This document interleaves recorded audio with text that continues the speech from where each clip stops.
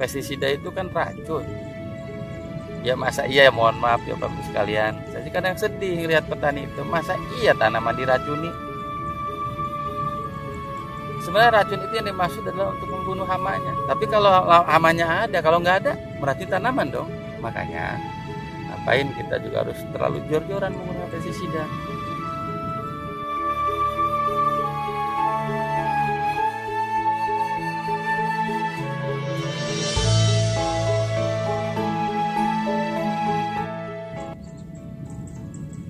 Assalamualaikum warahmatullahi wabarakatuh. Sahabat Sinergi PTB, perkenalkan saya Haji Mamunid, konsultan dari PTB untuk produk eco farming ya. Oke, pada kesempatan ini saya dari tadi lihatin HP ini banyak pertanyaan rupanya nih dari beberapa mitra atau para petani yang berkaitan dengan eco farming utamanya. Mulai dari bagaimana kita membuat larutan, bagaimana aplikasi, takarannya berapa, pokoknya banyak lah pertanyaan-pertanyaan yang seringkali bermunculan. Ini kita satu bahas dulu dari beberapa pertanyaan yang sering muncul di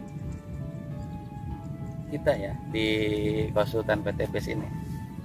Sebenarnya ini insya Allah sih kalau dengan ini bisa dibaca dengan baik, santai. Memang betul. Ini kebanyakan tidak hanya petani Bapak Ibu sekalian, hampir semua karakter orang Indonesia itu utamanya ini tidak senang untuk membaca, rupanya pengen langsung nonton, langsung lihat bagaimana penjelasan lebih rincinya, begitu kira-kira. Oke, ini ada pertanyaan. Assalamualaikum, apakah eco farming bisa dicampur dengan pestisida atau dengan pupuk kimia saat pengaplikasiannya? Ini pertanyaan menarik nih. Kenapa? Karena jujur aja, petani di kita pada umumnya sudah terbiasa dan sudah menjadi satu kebiasaan. Kalau dibilang bahwa nanam padi ini nggak pakai pupuk, nggak pakai pestisida, udah nggak usah nanam katanya. Sama aja itu kan sesuatu hal yang agak kelihatannya sulit untuk dihilangkan. Dulu zaman tahun berapa ya, tahun 80-an barangkali atau 70-an lebih jauh lagi, orang dikenalkan pupuk kimia aja pada lari, pada gak mau dengan alasan apa dan sebagainya. Dan itu cepat atau lambat alhamdulillah bisa diminati oleh petani pupuk kimia itu. Nah sekarang berbalik lagi nih, dengan diperkenalkan mereka juga tetap menolak dulu. Nah supaya ini bisa clear ya, antara kemauan petani, antara dengan petunjuk produk yang tadi ditanyakan, apa boleh pupuk kimia itu bisa diaplikasikan dengan eco farming? Jawabannya adalah kalau dengan pupuk kimia masih boleh, dengan catatan tidak bersamaan waktunya, tidak pada tempat yang sama. Jadi harus ada jeda waktu. Tapi itu kalau kita yang belum yakin loh. Kalau sudah yakin ngapain harus beli pupuk kimia? Orang di pupuk eco farming itu sudah lengkap Bapak Ibu sekalian. Nih saya juga kebetulan bawa juga nih contoh pupuknya. Nah ini tuh di sini udah jelas di komposisinya, ada izin Kementannya. Nah, ini ada kandungan nitrogen, itu kan urea kalau pupuk kimianya. Ada kandungan P-nya itu SP36 atau kaliumnya ya dari KCl, bahkan yang sudah di mix itu NPK namanya. Nah intinya pertanyaan yang Bapak Ibu sekalian yang sering bermunculan, bagaimana eco farming bisa dikolaborasi dengan pupuk kimia, pada prinsipnya boleh-boleh saja. Cuman hanya tadi yang saya sampaikan 5T-nya ya, jangan sampai kita tidak tepat waktunya. Artinya bisa jadi petani karena asal boleh dicampur aja lah. Ini setelah dilarutkan langsung diaduk dengan urea, nggak begitu caranya. Tetap sesuai dengan jadwal. Ini punya jadwal, pupuk kimia punya jadwal. Yang penting kita punya rentang waktu.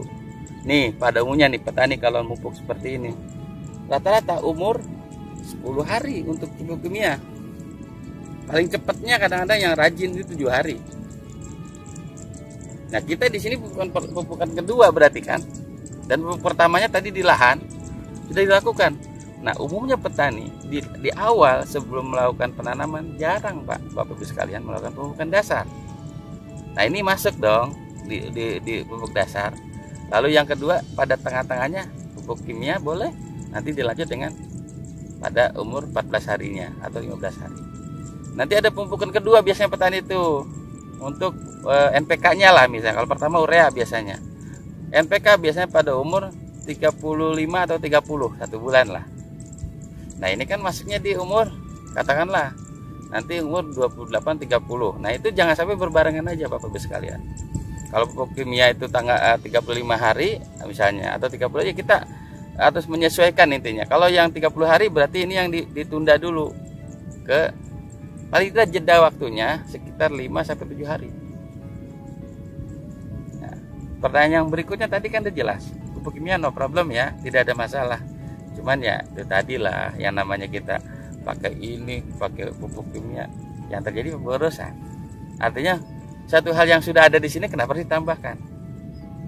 Tetapi ini kan namanya upaya untuk supaya petani mau dulu pakai ini. Oke lah, kita sistemnya adalah dimix dengan pupuk kimia, nggak masalah. Cuman kita harus benar-benar tepat pengaplikasiannya. Tapi untuk pestisida tidak ada toleransi sebetulnya kalau untuk pengaplikasi secara bersama-sama, ya baik waktu dan tempatnya. Ya, kalaupun terpaksa kembali lagi harus ada jeda waktu juga. Pestisida itu kan racun.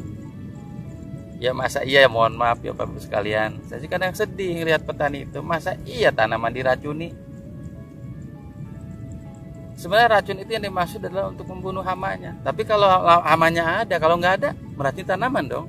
Makanya ngapain kita juga harus terlalu jor-joran menggunakan pestisida. Tapi saya mohon maaf, maksud para petani pesan, pestisida adalah suatu langkah terakhir, bukan langkah awal. Ingat loh, langkah awal itu kita harus menggunakan dulu dengan cara-cara yang secara teknis, misalnya pilihan bibit ataupun benih yang unggul yang tahan hama dan sebagainya. Terus kita ada pembersihan saluran, pembersihan hama, gulma dan sebagainya. Itu satu langkah-langkah untuk mengurangi daripada serangan hama Pak, Bapak Ibu sekalian. Hama itu kan biasanya akan senang di tempat-tempat yang memang tidak bersih lah, atau rumputnya yang benar-benar tidak terawat gitu kan. Nah itu sering. Yang jelas intinya bahwa eco farming dengan pupuk kimia masih bisa. Bahkan ada toleransi dari pupuk eco farming itu boleh menggunakannya dalam batas 20%. Artinya begini, ini perlu Bapak Ibu sekalian mitra PTBS. 25 itu pengertiannya begini. Petani katakanlah 1 hektar itu menggunakan 4 kintal. Kalau 20% berarti berapa dong? 100 kintal. Sering ini multi tafsir yang terjadi. Ketika 20% berarti yang 75 eco farming, bukan begitu. Eco farming tetap full. Kalau satu tutup jangan dipotong ataupun yang dikurangi, tetap aja. Cuman penggunaan pupuk ureanya kita kurangi begitu. Nah, untuk pestisida ya mohon maaf saya bilang, tindakan itu tindakan terakhir. Dan jangan sampai lupa, biasanya petani itu punya tangki cuma satu-satunya. Ketika tangki itu bekas, maaf ya, pestisida yang racunnya masih ada, itu bisa aja ketika ini di aplikasi lewat tangki yang tadi digunakan tanpa harus dibersihkan dulu dan sebagainya, yang terjadi apa? Wah, pupuknya jelek katanya, itu tanaman saya jadi kuning-kuning. Itu kesalahan yang dilakukan tanpa disadari. Sebetulnya ada cara khusus bagaimana kita untuk supaya efektif ini. Artinya tangkinya itu yang bekas pestisida harus dibersihkan dengan 3 tahap. Yang pertama adalah cucilah dengan air tanah yang maksudnya air yang dibuat larutan tanah. Air tanah yang memang dilumpurkan gitu. Supaya tujuannya kenapa harus dengan tanah? Karena tanah itu salah satu media yang bisa menetralisir bahan kimia. Yang kedua itu gunakan air sabun ataupun air deterjen ataupun sejenisnya untuk membersihkan tanah-tanah yang menempel, bisa bersih kembali sekaligus untuk membunuh bakterinya. Masuk virus-virus aja bisa ini dengan deterjen. Yang terakhir, sterilisasinya dengan apa? Dengan air panas. ketika tahapan dilakukan tanpa harus beli tangki yang baru. Ya syukur-syukur petaninya siap untuk menghadapi semuanya dengan beli tangki baru, pupuknya baru, kaosnya baru lah misalnya, dan sebagainya. Jadi intinya pertanyaan tadi bahwa eco farming masih bisa digunakan atau dengan pupuk kimia. Adapun dengan pestisida, ingat, pestisida bukan satu-satunya cara untuk pengendalian, terkecuali kalau melebihi batas ambang ekonomi. Jadi bisa saja kita gunakan eco farming, lalu pada kondisi tertentu kena serangan namanya sangat-sangat luar biasa, ya silahkan, itu udah terakhir pilihan. Daripada kita gagal panen, ya kita upayakan. Oke, para petani Indonesia, saya kira untuk menjawab semua yang tadi dikatakan, bagaimana dengan eco farming ini bisa dikolaborasi dengan pupuk kimia atau tidak, jawabannya boleh. Dengan pestisida hanya pilihan terakhir saja, bukan berarti belum apa-apa semprot. Nah ini hal yang memang perlu kita edukasi para petani. Jangan sampai tetangganya nyemprot ikut nyemprot. Nah itu yang jadi masalah. Oke, sahabat petani sinergi, kita cukupkan di sini dulu. Kita nanti lanjutkan dengan pertanyaan berikutnya. Saya akhiri dan sampai jumpa. Mudah-mudahan bermanfaat.